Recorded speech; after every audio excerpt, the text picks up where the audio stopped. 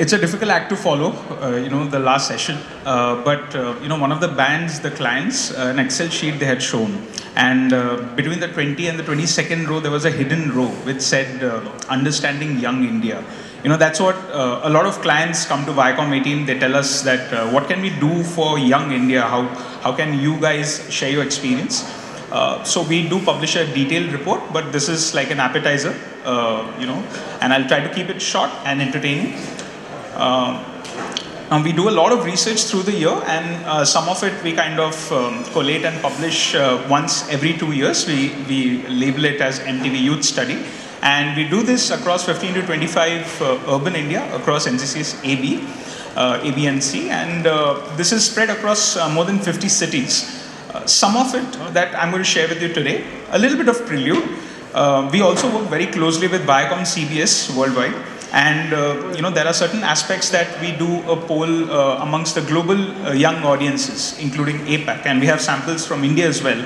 And what we saw in the last couple of years is that the green line that you see, more than 50% of youngsters polled say that all these issues, whether it's war, terrorism, cybercrime, bullying, the political environment, inflation, income equality, in their respective markets and regions, they're all pretty bad at this point of time in the last 3 to 4 years, and COVID has kind of aggravated that situation.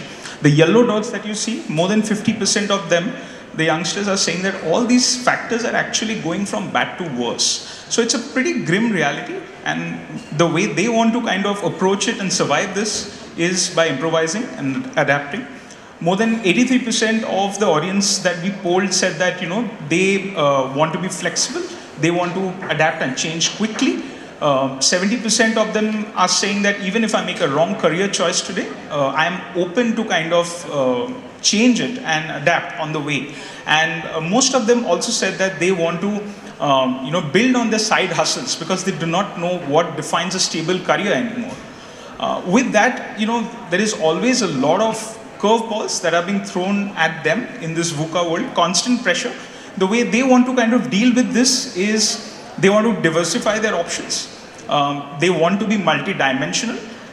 They do not trust a lot of others very easily. They only trust themselves, and they want to hustle through to a solution. They are not a generation of revolutionaries.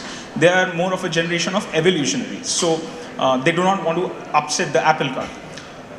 With that, the last study that we've published recently, we call it Atmanirbhar by circumstance, not by choice. The detailed report is available on mtvyouthstudy.com, where all these aspects of youngsters' life, education, money, career, romance, national interest, current affairs, what role does content play in their life, where does family, friends, and spirituality figure, and what is their post-COVID outlook. All of this you can access on mtvyouthstudy.com. What we see is that on the left-hand side, increasingly, the youngsters are saying that their main careers, the jobs that we conventionally call jobs, is on the downhill.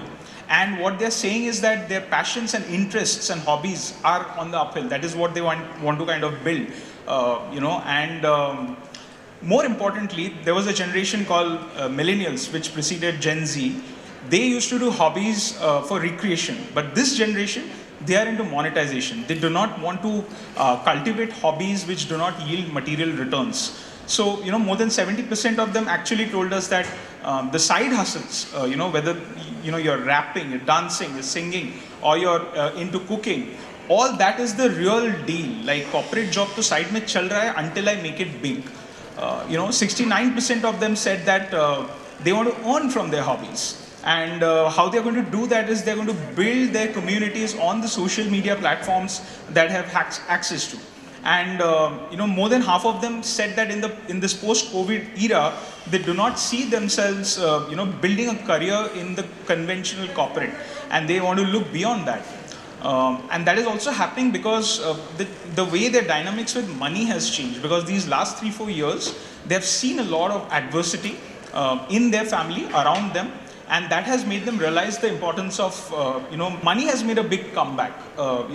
Erstwhile in the earlier surveys that we had done, we had seen that the better life, at the top of Maslow's pyramid. They had kind of reached there and said money is not important, but money has kind of made a comeback in this post-COVID world because they've seen all those hardships and they're saying that money is all that matters. And the stories that they see, the content that they consume, also somewhere tells them that, education in the conventional sense, academic achievements, the college and the institutions, they are not the only way to achieve success. You need to be street smart, you need to do the work, you need to do the hard work, but do it smartly. That's the takeaway that they have from the world. A little bit of relationship, the way they look at the world. The thing is that there is a lot of cynicism in the relationships that they're currently, going through. We primarily found it because of two reasons. One is that, more than 1/3, 35% of them said that they have multiple profiles on the same social media platform. One for friends, one for family, let's say, and one for their professional circles. So there are many me's that they have. They have many narratives of the same self that they're projecting. And, only 50% of them said that whatever they're projecting, they are honestly that in the real world. Now, because of this and the access to online tech, which is like, let's say, dating apps or dating platforms and all this has caused a lot of heartbreaks. And these are young hearts, right? More than 60% of them, told us that relationships are as fake as WhatsApp forwards. They are temporary. They are here today, gone tomorrow, like Instagram stories. And they have experienced heartbreaks. They have experienced infidelity in their relationships. So they have gone through all of that, and the proportion of committed relationships have been on a downward trend in the last couple of surveys, and COVID has literally been the death knell because of the distant relationship which has not exactly worked out. And the harsh realities that they kind of, went through. But at the core of it, they still believe in the concept of love.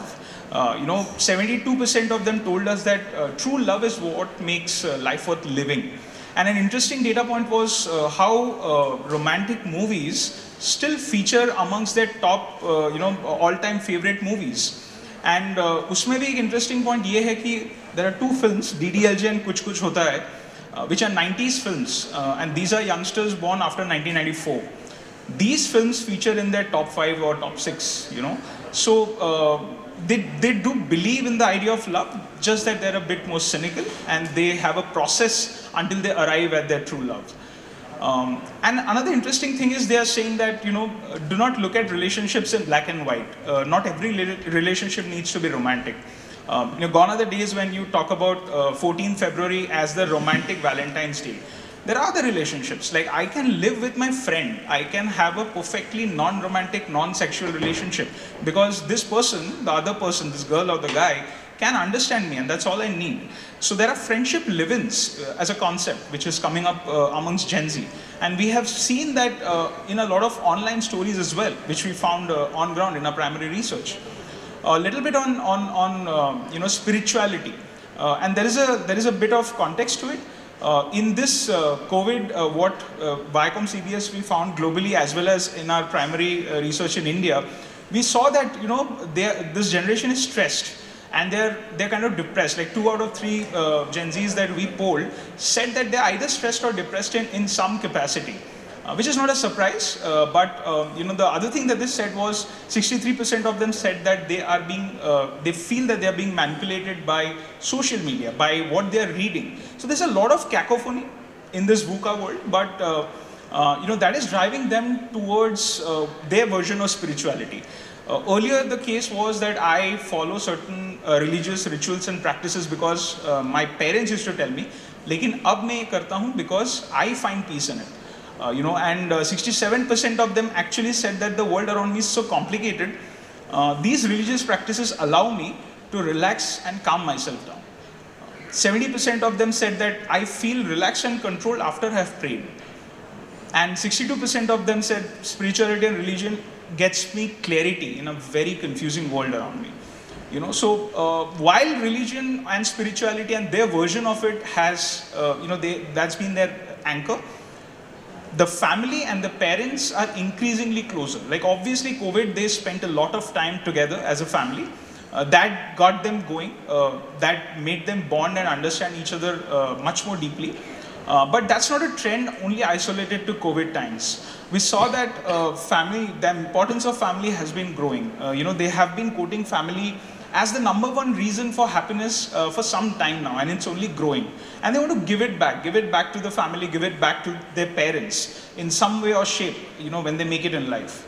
To the extent that there are important choices, like not just the choice of a family partner, even their choice for a girlfriend or a boyfriend is governed by one of the factors that they need to be family oriented. That's how important, family and parents are. Like there is a lot of myth when we talk to people that, Gen Z might be disconnected from the parents or the family. That's not true at all. So to kind of wrap things together, the details are on mtvyouthstudy.com. You can have a look. But in the last 3 or 4 years, a lot of lemons has been thrown at these youngsters. Youngsters born after 1994. This is the first black swan that they have seen in the last 3 years. They have seen socio-economic headwinds. They have seen cultural headwinds, micro and macro level.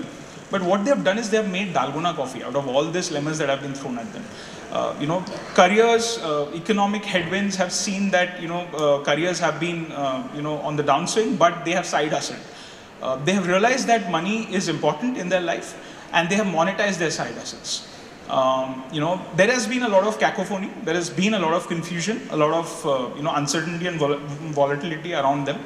They have found anchor in spirituality and in their family and in their parents. They have got a little bit cynical about love, but they definitely believe in the idea of love. It's just a process of arriving there. They have been resilient AF because they believe that the world that they have inherited, it's broken. It was broken even before COVID came, and COVID has only aggravated it. But they know that they have to make something out of this nothing. They have to make opportunities out of the circumstances that have been given to them. And this particular finding is actually fueling one of our very popular songs called Main Hi To Kaun Be, which is an MTV hustle song, where one of the consumers that we talked to said that if it has to be, it is up to me. And that is the spirit of Main Hi To Kaun Be, MTV hustle, and a lot of other content that we kind of produce. And that's about it. You can get the details on mtvyouthstudy.com. Thank you.